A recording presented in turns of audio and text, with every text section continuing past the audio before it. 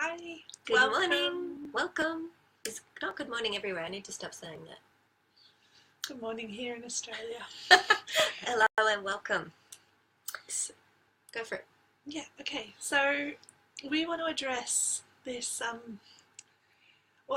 experience of like burnout and stress and like not the feeling of mothers kind of getting to a place where you're wanting to give lots and really be there for your children and do all those things that a good mother does, and but when you're perpetually in a space of overwhelm or stress or like Exhaustion. I'm pushing myself beyond my limits. How to go. And I'm parenting like crap because of it. That's what happens. That's when what you're happens. pushing yourself way beyond your limits. Yep. So because no one is a superhero. We're all human. We all have needs. We all have rhythms. So how you can actually work the energy and work your rhythms in ways that are really sustainable, but also in ways that are realistic and in ways that honor the life that you have and the amount of children that you have and the ages of them and everything that's going on. Yeah. So we are going to talk about some energetic stuff, all energetic stuff today. And what we're talking about here with this scenario is an understanding of where your energy is at, your awareness, a true awareness. And that's about connecting to awareness and presence and, the things that you've heard us talk about before, but really, and our desires. I think that's a really important one. I don't know if we're going to go in depth here on it, but desire is an important piece too in finding out what your energy is doing. And the reason we want to do that is there is a good morning to people coming. Say hello. We like to know who we're talking to.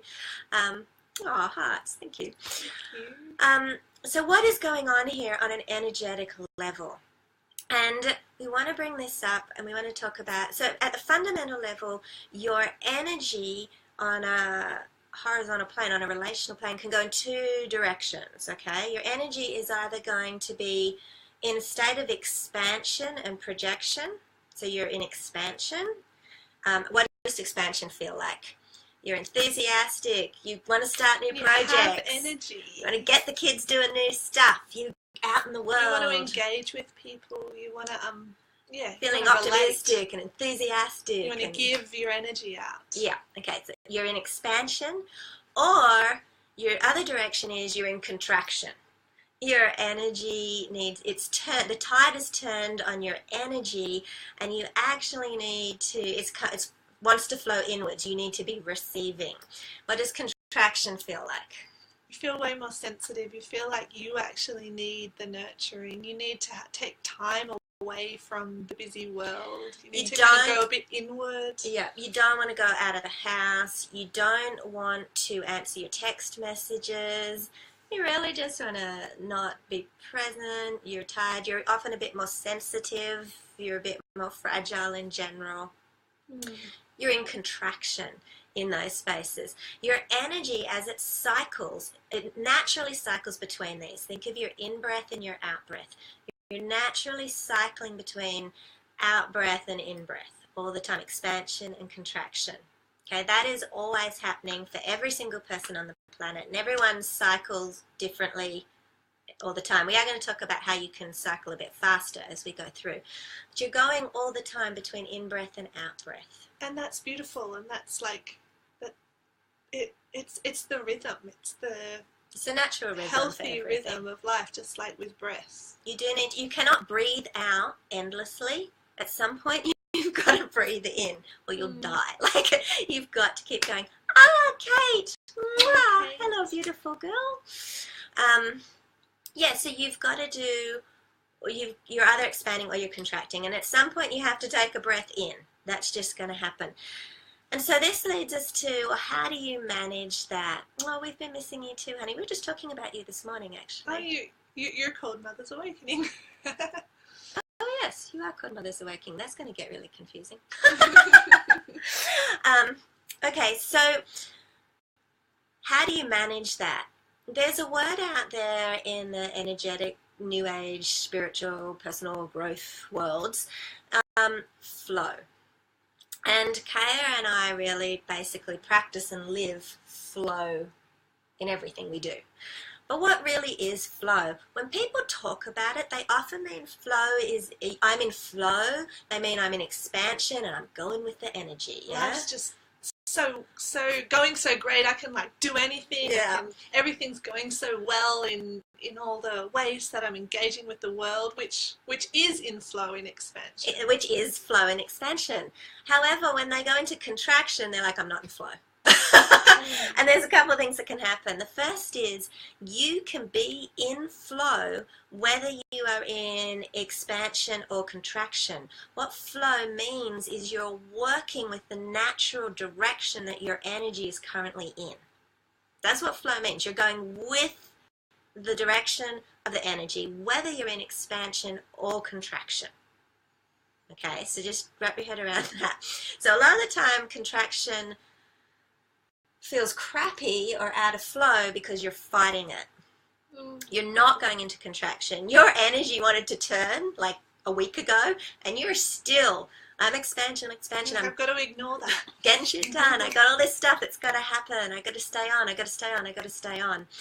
That is overwhelm, that is exhaustion, that is burnout, and also that is going to lead you to being so far stretched past your tolerance and your limits that all those parenting values that you hold in your heart seem so far away, and the way you're showing up on a daily basis feels crap. Because you're out of alignment. Because you're out of alignment. Your energy has moved into contraction and you're refusing to acknowledge it. And that's like a recipe for unhappiness in life. Okay, so. And it doesn't, like, I get, like, some people might be listening going, well, like, I've got to be realistic. Like, I've got lots of children. I've got a busy life. I've got, like, a job or a business. I've got so much on my plate. Instead of like thinking so far, like thinking about what something could be, it's also about being really present in the moment. Like if for right now I feel sensitive, maybe, and we'll go into how you can do this, like what's the things that are really important to do, but maybe I can really honor it in these small ways. And then it kind of just tops you up. It could just be for an hour or a day or a little amount of time that then gives you more energy to go back out into expansion. Like you just need to be honoring the in-breath and the out-breath. You can fight the tide. I've got to have like a few days of in, and that's not possible. Yeah, you can fight the tide or you can work with the tide. The tide is happening whether you want it to or not. It is happening. You can actually, what happens often is women ignore the tide. They keep in extending. They keep going. They're in burnout. They're in exhaustion. And at some point, their life falls over, either externally or internally, their health or the world around them, everything breaks, or they get kicked out of the house. Like, something happens. They get really, really, really, really sick. Yeah. Stop. Like, and at that point, you've got no choice, right? There's a limit, and then you're like, no, you just, tough. I don't care. I've been telling you this for ages, and now you have to do it. And at that point, contraction, you've pushed your cycle so far that when you have to move into contraction because you've got no choice, it can be longer. It can take ages to come back out. If you're honoring it, that's what Kaya said, you could honor your contraction or your in-breath state, and it might only last an hour. It might last a day. And then you can cycle back into contraction. Your energy will naturally, the tide will turn again. That will naturally happen. And the more you honor the rhythm and have awareness of the rhythm and actually honor it, the faster you'll cycle between them as you need to. Yeah, and so it's all really personal to you, but I think we should talk a bit about what it would look like to honor the contraction, honor the in, as well as to honor the out, in like a family situation. Yeah, where you've got and I think people needing you. Yeah, and we'll also touch on briefly how you work with your kids tides, because they're cycling between in and out breaths too, and so we talk about that a little bit as well. And good morning to everyone who's here. Say hello so we know, because I can see those people but I don't know who we're talking to. Okay, so thank you, Kate, for sharing the video. Oh, thanks, Kate. Okay, so the contraction state is the one that you fight the most, and it's the one that you feel like, how the hell can I do that? Parenting doesn't stop. Like, and especially if you have kids at home 24/7 and you have no school or anything, but even if you have that, you're still managing households and business and life. So the contraction is the one that is most hard to honor for a lot of mothers. So how can you do it? Yeah, and so there's so many different ways to be in contraction. Like sometimes you might tune in and be like, I really need to not talk to people as much today, and maybe that includes your family. But it doesn't asking that of your family, letting them know, like, I'm feeling a bit sensitive today, I need to like not be so actively engaging, doesn't take away from connection and doesn't take away from you being a really great mother. So depending on like the ages of your children, you can let them know, you can let them, and it's great to teach them about tuning into your own rhythms. That's so important. You can let them know, even you could even start using the language. I'm in contraction, I'm in breath. I'm in a space of just needing to refuel myself and top up, and make requests of them. Like, can you only talk to me today when you really need me? Or even make requests like, would you be willing to be the one who makes the dinner today? Because today I'm really needing to rest. If your kids are older. Like, we would do that because our kids are a bit older. If you've got little young ones, like little kids, so there's a few things that I would recommend. Simplify. What are the shoulds and what are the real have-tos? Yes. Be really clear and honest with yourself about that. Where can you be so kind and loving to yourself in this space? This doesn't mean that furthermore, you're going to allow your kids to watch 2 movies today and you're going to lie on the couch, okay? This is honoring today for this contraction. Or even movies all day. Or even movies all day. Okay? And maybe tonight you're not going to make the organic paleo 3-course awesome meal that you normally would, or whatever it is. Like, you're just going to do salad and a monkey platter. We call them monkey platters, but like they're snack platter. Like, where can smoothies? Smoothies. Where can you simplify between the shoulds and the actual have-tos? That's a big one in contraction. Where can you be really gentle and kind and move slower with yourself? That's a huge piece. And the actual have-tos are like the essence. Like, if yes, I don't want to compromise on health. Like, health is really important. Then how can I bring us being healthy into this energy I'm in now? Like, it might mean, I don't have to do that thing that I said I had to do. It's just, dialing it back. Yeah. And I guess take as much off your plate as you can. Like, that is a practicality. And then just stay really present in this moment. I would say when I'm in contraction and yet I have like a lot to do, not holding the lot to do in my head, because that's a bit of a disaster. If I can just stay in this one moment and go, okay, I do have to do groceries today. We seriously have no food. I'm just going to be in this one experience now, really slow, really gentle with myself and my kids. We're just going to remember to keep it. How small a shop can I really do today? Like, just that one thing, not the whole to-do list, okay?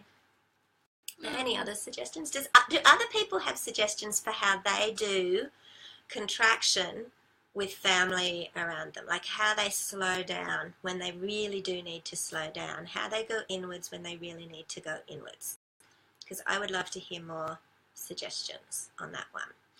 Doing expansion is a fairly, like, being in flow in expansion is a pretty easy one if you're just going with it, yeah? Well, going with it is the key to all easy expansion. You can have beautiful, amazing. I have had some of my most treasured special parenting moments when I've been in contraction. Because when you honor your rhythms, you stay aligned to your values. And if you're in contraction and you're being gentle with yourself, that will flow. You'll be gentle with your kids too. Instead of I'm in complete burnout, I should be in contraction, but I'm not. And that's the time when I parent the worst. Like that's when I am Same for me. Yeah. Shitty and grumpy, and I say, I'm like, oh, why did I say that? Like that is a sign of I probably need to check in with my energy and I'm not in flow. Either way the energy goes. And I actually, slightly different topic, but I actually think all the things that we talked about here are applicable to when you're in expansion too. Because if you're like, yes, I have energy, I want to engage with the world, but you're still running on shoulds and on, well, because I've got the energy, because I know I'm in expansion, I should be doing all this, or I should be doing all that. That will probably bring you way more quicker into needing a contraction as well, needing an inward space, because you're not actually in flow, in expansion. You're pushing yourself too far. I would say the key to the most awesome experience of flow when you're in expansion is being very connected to your true desires and your true intentions. I mean, you can fill up your expansion energy. You can burn it up with a whole heap of shoulds and to-dos and the general blah, blah, blah, the craziness. Or you can get really clear on your true desires and your true intentions and use your expansion energy in that space. And it's your choice. You can't do either. But your expansion will feel more lit up and awesome and will probably extend longer if it is coming from a place of true desire rather than shoulds. Yeah. So that's beautiful rituals to bring into your own self-connection and own self-care, and also into your relationship, like your family rituals, your connection rituals, is to tune in to what's really moving and what you all really, really want, what your intentions are, what your desires are. Yeah. So Kate just posted, so Kate was in contraction yesterday. How are you doing today, honey? Would you say you're in contraction or expansion? Because I'm curious. But she says, yesterday we set up camp on the lawn, had simple foods, smoothies, boiled eggs, and a monkey platter. And after some chilled laying in the sunshine, we had a super early night. A bath is always good too. Okay, so there's your contraction, And that's full of connection. In some ways, some ways contraction, especially if you have a lot of things on your plate, contraction's a time to really connect with a different flavour. Instead of like, I'm bringing them to all these things, now you're just connecting in a really simple way. Yeah. That's beautiful. Yeah, actually a really special, beautiful way. And if you hadn't moved into contraction, if you'd kept trying to keep going, keep going, you could have had a really crappy day with Stella. It could have been a bit of a disaster. So that's awesome. I love that. Yeah. I love that. I think I'd love to hear anyone else's thoughts, anyone else who wants to share on the topic, anything, your experience, a question, a piece where you're like, I don't get how this would work in this scenario. Otherwise, we're pretty much done for today, unless you want to share something out. Kate's contraction, definitely. After I burned out my expansion big time on Friday. Even Stella was in contraction yesterday. Oh, that's the other thing we wanted to talk about. Yeah. So here's the extra little piece. If this is all new to you, just start with, where's my energy at? Am I like on a in-breath and going into contraction, or am I like, woohoo, I'm out there and go. Have a think about where your energy is. And the key to flow in either states is to honor the direction that you're in. Okay, that's seriously a really big one. It sounds simple, but it's like hardly ever done. It's big. And if you're on board with all of this and you want that last little piece, our children are in in-breaths and out-breaths and expansion and contraction too in their energy. Everyone has a personal energy cycle as they're moving through. And it is super helpful to know where your kids are at. Yeah, and it doesn't mean that, like, can see like people with big families, like, woo, how do you do that? Someone's in expansion, someone's like at the beginning of expansion, someone's at the end, someone's in the middle of it. But you've only got two states, right? So you've got two camps you might have to work with. On the worst day, you're going to have one child in expansion and one in contraction, or you in one and your child in the other. And I love the story you told about the woman. The woman in the park? Yeah. Okay, so in this case, you would use this, I would use this if one of my children was, if the majority of my family was in expansion and one was like in contraction in a big way. So this mother was saying she'd had a lot of trouble getting all her kids, she had 3 or 4, wanted to be out in the park, social meet, they were homeschooling and they wanted to get out and do a lot of stuff, except for one child who desperately didn't want to do that and just wanted to be in contraction in their own space, in their own time. And so this mother was really creative. She actually bought one of those little $30 pop-up tents, and she created a little, it was really cute, she showed me, she created this little bag that had all her daughter's favourite colouring stuff and favourite activities and favourite snacks, and she brought the favourite blanket from home and all that sort of stuff and put it all in the tent. And so that child stayed in contraction and in their in-breath while the other siblings ran around with the 20 kids at the park and played soccer. So that's one example. There's lots of ways to honour both. I think probably one of the most challenging combinations is when you're in contraction and your child's in expansion. Yeah. Call on some support would be one thing too. Definitely. Ask for support. It's a time to receive. That's a really, really great time. That's a perfect example of, would you be willing to have my kid for a couple of hours this afternoon to play with your kids because they want to be social and out there. Yeah. And then also, if you do choose to be social and be out there with your child, you go. Yeah. At first, really, really letting your child know where you're at and what you need, and kind of creating conditions around that. And then also, like Lisa said before, about the tuning into the shoulds and like the bare essentials, like how, and even also what Lisa just said about the tent, like how can I make this maybe not I'm gonna hide in the tent, but how can I make this really nurturing for me? What can I do that helps this to be really nurturing? And also, what boundaries do I have around that?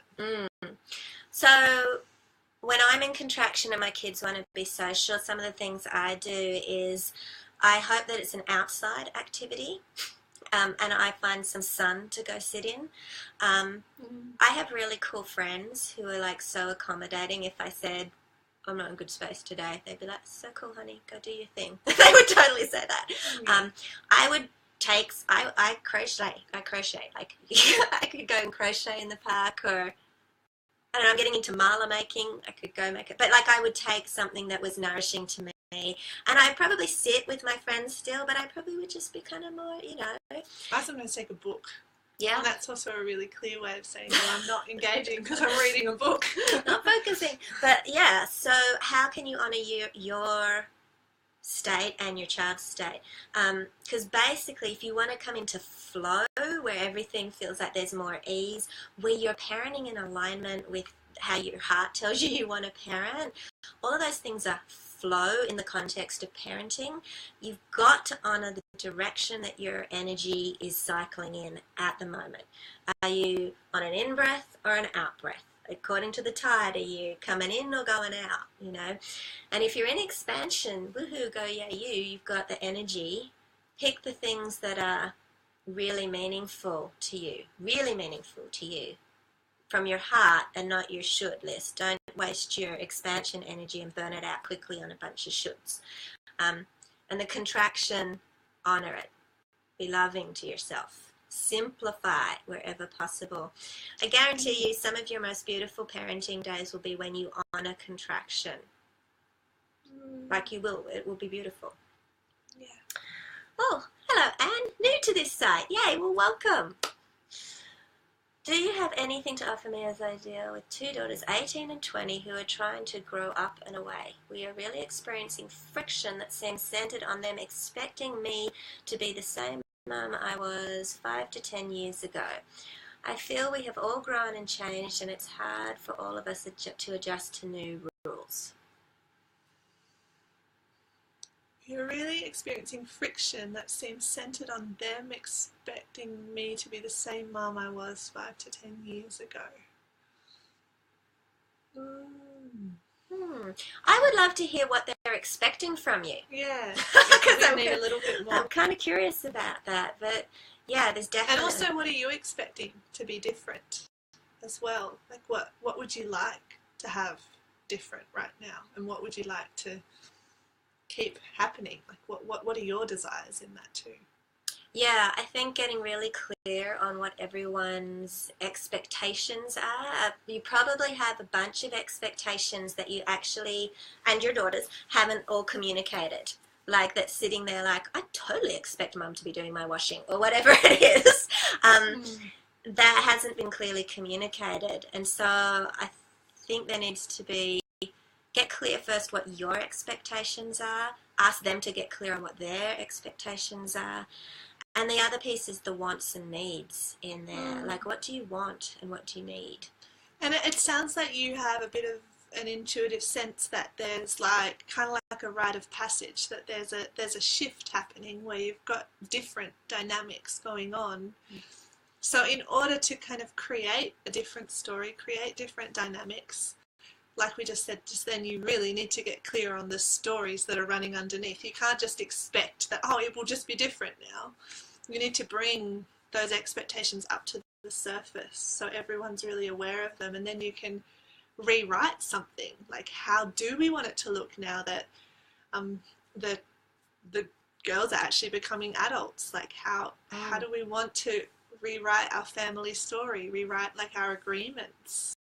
And not just focusing on where you're expecting them to be different and stepping up or doing things differently or taking on more responsibility or, that, but also where's the new potential for them in that too? Like, where's the bits that they can really feel passionate and lean into in a positive way too, rather than just... How can they own it as well? Yeah.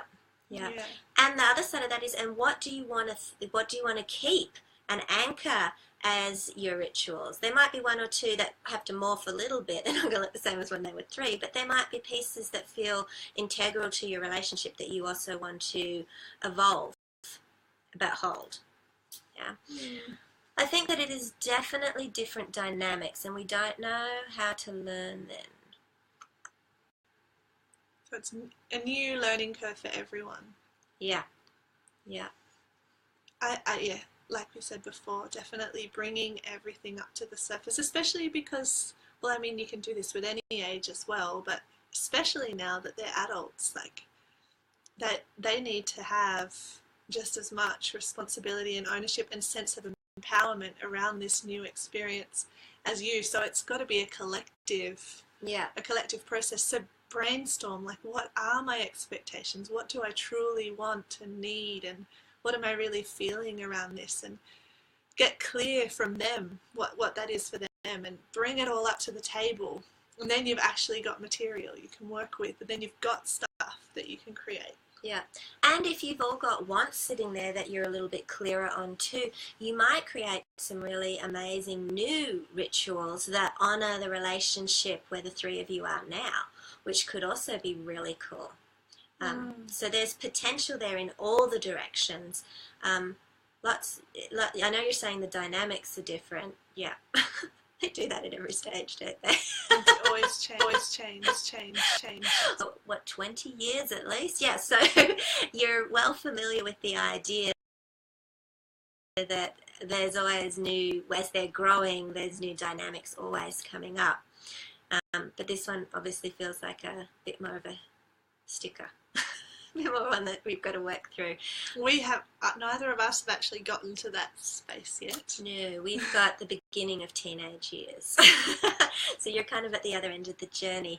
But it sounds to me like there's lots of expectations that people are holding that aren't being communicated and clarified.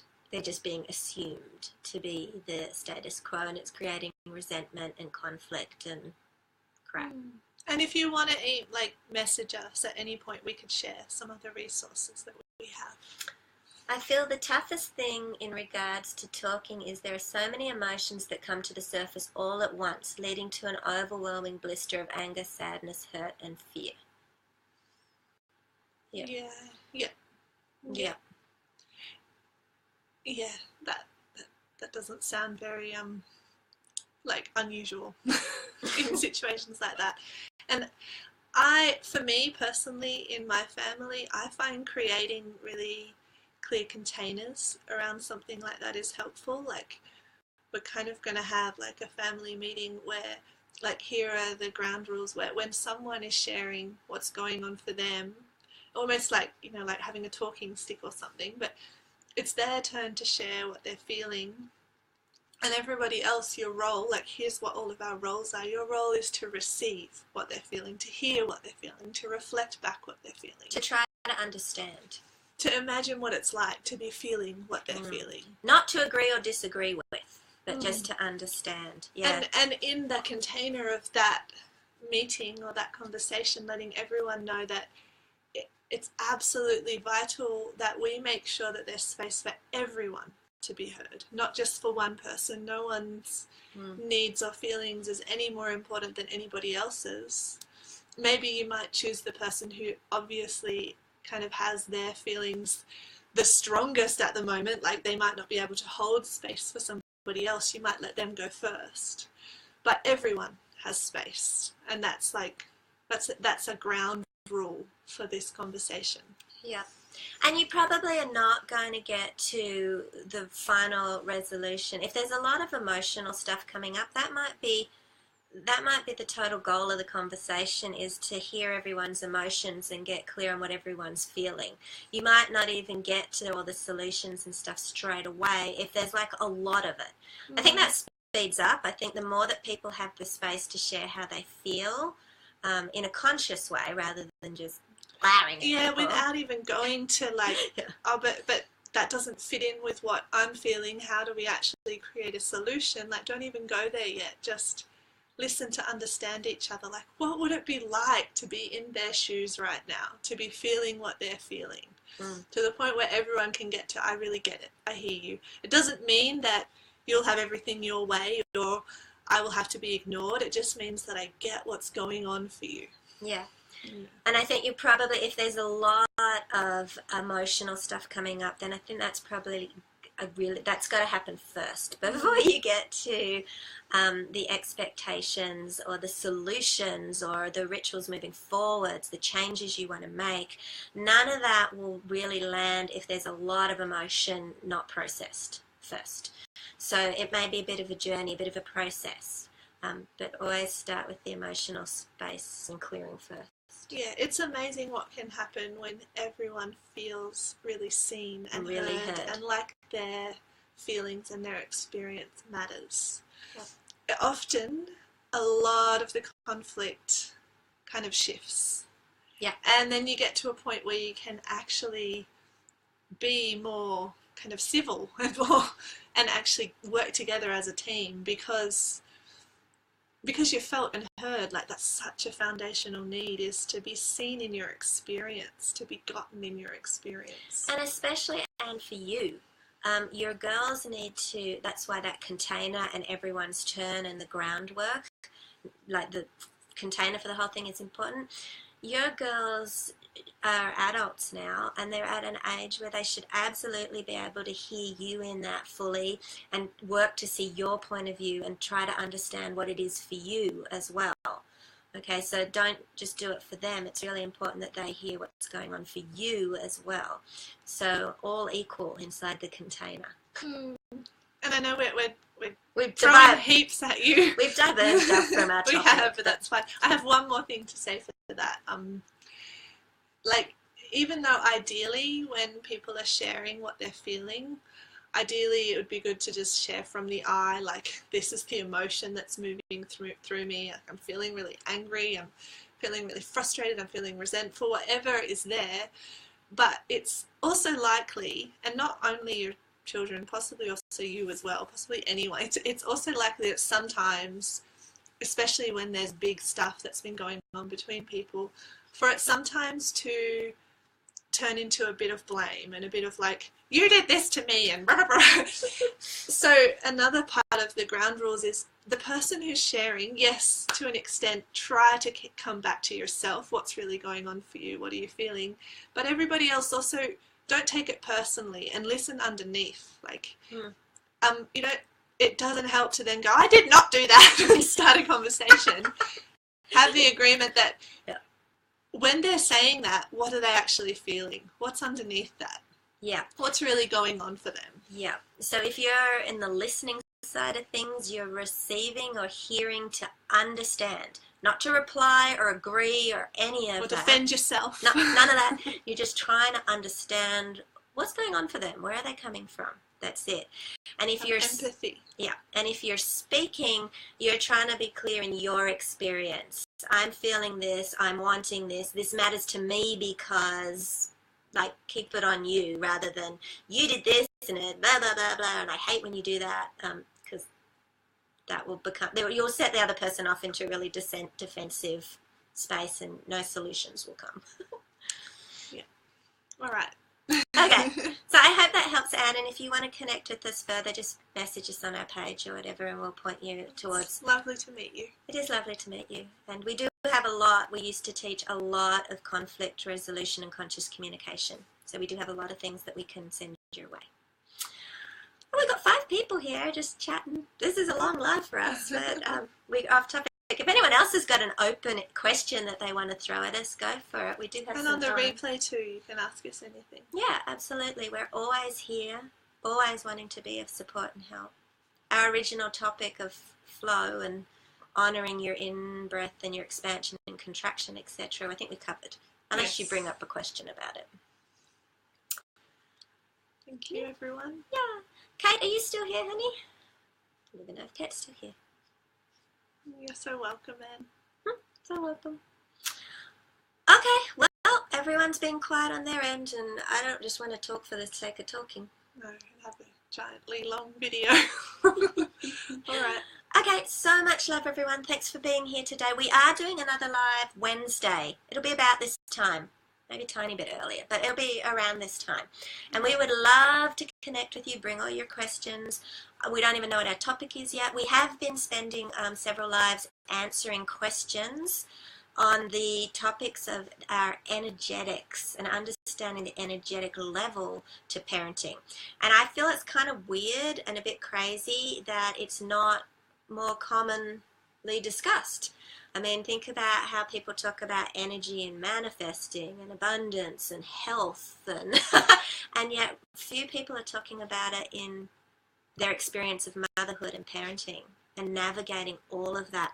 And your energetics are your needle movers, hands down. So the stuff that we gave you today at the beginning of the live will have ramifications that will ripple out all over the place. And share, because we want to hear what they are. There's so many. You'll parent in such a more relaxed place. You'll feel so much more spacious. You'll feel on purpose. You'll be feeling aligned, like you want to, like, wow, look at me, I had a great day. I parented how I really, think I should be parenting. That will happen when you start to honor and be in flow, whether you're in expansion or contraction, when you really honor your energetics. Okay, that's it for us today. So thanks so much for being here, everyone. Mwah. Bye, Anne. Bye, Kate. Bye, everyone else. See ya.